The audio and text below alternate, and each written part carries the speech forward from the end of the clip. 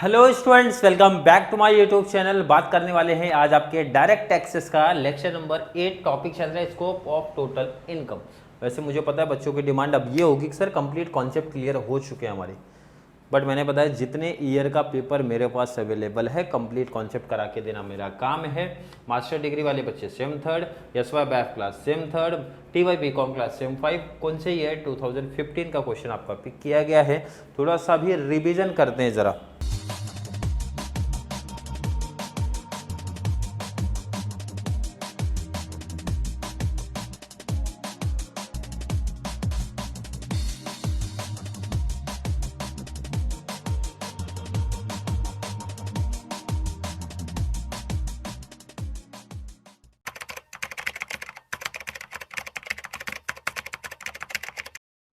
Revision करते हैं भाई, क्या कॉन्सेप्ट अपना चल रहा है।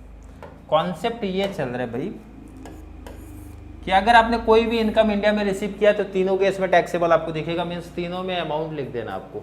इंडिया में पैसा रिसीव किया अगर आपने, सेकंड केस है अगर इंडिया में पैसा आपने बनाया है, रिसीव कहीं भी कर लिया है, बाहर पैसा बनाया या फिर इंडिया में पैसा बनाया, अगर रिसीव इंडिया में हो रहा तो तीनों केस में आएगा। सेम अपोजिट इसका चलता है भाई, इंडिया में पैसा बनाया रिसीव कहीं भी करो आप, चाहे इंडिया में करो चाहे आउटसाइड करो, तो भी तीनों केस में आपका दिखने वाला है।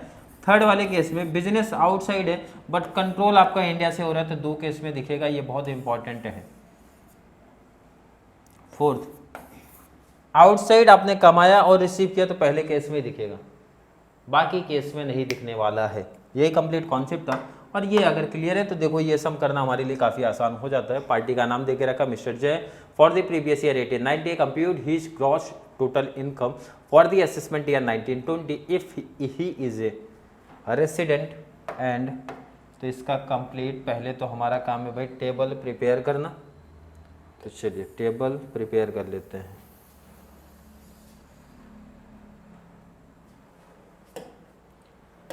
टेबल आप लोगों को तो पूरा लिखना पड़ेगा एग्जाम में, तो भाई पूरा फिर से कॉपी करोगे क्योंकि क्वेश्चन पेपर आपका अलग रहेगा। भाई मेरा तो यही आंसर मैं सेट कर दे रहा हूँ।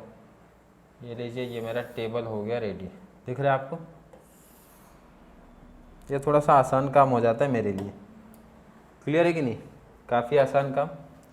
अब इनको मैं क्या करता हूँ, हटा देता हूँ क्योंकि यहाँ डिटेल्स भी तो लिखनी है। तो इनको क्या किया जाएगा भाई, इनको हटा दिया जाएगा यहाँ से। इनको आप यहाँ से हटा दो।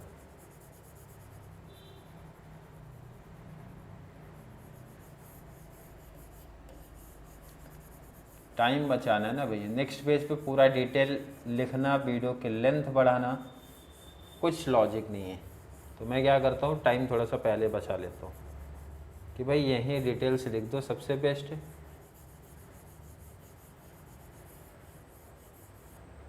और जितने भी ईयर्स का सम प्रैक्टिस करा के दिया जा रहा है, गारंटी बोल दो जितने जो भी क्लास जहाँ पे भी डायरेक्ट टैक्सेस है, तीनों क्लास की बात हो रही है। Master degree, SY BAF class, TY BCom class, complete सिर्फ आप प्रीवियस ईयर, टैक्स में ध्यान रखो कंप्लीट सिर्फ आप प्रीवियस ईयर ही प्रैक्टिस करके जाओ, जैसे मैं करा रहा हूँ, और कुछ नहीं प्रैक्टिस करना। आप बुक्स का बोल जाओ सब, जितना सिर्फ कंप्लीट ईयर। मेन आपको कंडीशन ध्यान में रखना, कंडीशन के बाद आप सीधा कंप्लीट प्रीवियस ईयर के क्वेश्चन पिक करो और कहीं इधर उधर की सम्स की प्रैक्टिस करो ही मत आप। क्लियर है कि नहीं है?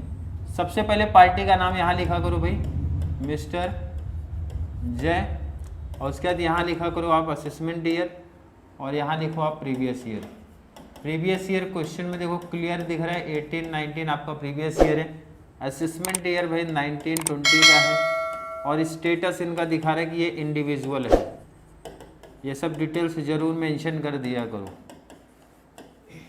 ठीक है। कंप्यूट क्या कर रहे हो वो बताओ ज़रा इनको।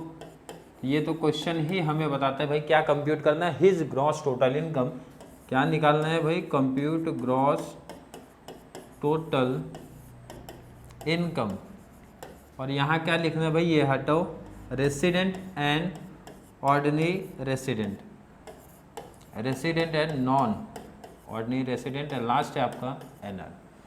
टॉपिक समझना काफ़ी आसान है। 15 का क्वेश्चन आपका है dividend from foreign company received in USA. India का नाम नहीं आया, इंडिया का नाम नहीं, बाहर कंट्री का, बाहर की इनकम में रिसीव होना तो पहले केस में दिखेगा अगर बाहर कंट्री में आ रहा है तो। रेंट रिसीव्ड इन इंडिया तो आगे पढ़ो ही मत, आपने इनकम कहाँ रिसीव किया? सर इंडिया में रिसीव किया। तो गवर्नमेंट बोलती है भाई इंडिया में रिसीव आप कर रहे हो तो भाई हम तीनों जगह रिप्रेजेंट करेंगे। चलिए आगे शिफ्ट होते भाई, income from agriculture in Bangladesh. Bangladesh बाहर कंट्री है, बाहर कंट्री है तो पहले केस में दिखेगा, बाकी में नहीं दिखने वाला। बाहर कंट्री जब भी अकेले आएगा, मतलब इंडिया वर्ड आ ही नहीं रहे, तो पहले केस में दिखने वाला है। Income from business in Sri Lanka, control from Dubai. फिर से इंडिया का नाम नहीं आया है, इंडिया का जब नाम नहीं आएगा तो दो में नहीं आएगा, सिर्फ पहले केस में आने वाला है। Rent from property in India, तो आगे पढ़ना ही नहीं है, मैंने बोला वर्ड कि अगर इंडिया वर्ड आया भाई इंडिया में आप रिसीव कर रहे हो तो सोचना ही नहीं है भाई, आगे पढ़ो ही मत, तो भी अमाउंट तीनों में लिखना है। क्योंकि अगर आपने इंडिया में कोई इनकम बनाई है या फिर रिसीव की है, तीनों जगह टैक्सेबल आपको दिख जाएगा। पास्ट अनटैक्स प्रॉफिट, पुराना प्रॉफिट की बात हो रही है, ये इंपॉर्टेंट है, बार बार हर एक सम में पूछा जाता है, ये एक्सेप्शनल केस आपसे हमेशा पूछा जाएगा। तो यहाँ से अमाउंट को करना है आपको गायब, अमाउंट कर दो गायब, और ये क्या रहेगा, तीनों जगह खाली दिखने वाला है। Royalty from Sony limited Japan received in India, कहाँ पे रिसीव हो रहा है? इंडिया में रिसीव हो रहा है, और इंडिया में रिसीव होने का मतलब है ये तीनों केस में दिखने वाला है। इंडिया वर्ड आती तो समझ जाया करो। Income from profession in Dubai received in Dubai which was setup in India, तो मैंने बताया था भाई जब ऐसा कुछ होता है, अब इनकम आपकी बाहर सेटअप हो या कुछ भी हो, बट आपका कंट्रोल या फिर सेटअप इंडिया से है, तो उस केस में दो जगह पे आपको दिखने वाले हैं। ये इंपॉर्टेंट है, ये केस ऑलरेडी दोनों में आपको दिखता है, ये चीज़ ध्यान रखना। ये वाला कॉन्सेप्ट आपको हर सम में दिखेगा भाई, जिसमें आप सेटअप या फिर कंट्रोल इंडिया से कर रहे हो तो दो में रहेगा। और एक आपका एक्सेप्शन वाला केस आता ही है, जो कि अभी तक अनटैक्स प्रॉफिट वाला ही हर केस में आपको दिखा है, तो ये इंपॉर्टेंट है। इसके बाद सुनो, आपको करना रहेगा टोटल, तीनों का टोटल। तो टोटल ना मैं ऊपर कर देता हूँ लिख के, चलो 8 + 7 15 5 20 24 24 प्लस 24 प्लस 3 2 5 30,000 आएगा। क्लियर? इनका टोटल करते हैं जरा, 8 22 आ रहा है, लास्ट टोटल 14,000। क्लियर है?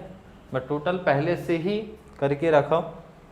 चलिए ऑलरेडी मैच ही है, मुझे तो नहीं लगता टोटल करने की वैसे ज़रूरत है, तो आप लिख देना वहाँ पे ग्रॉस टोटल इनकम आपने निकाला।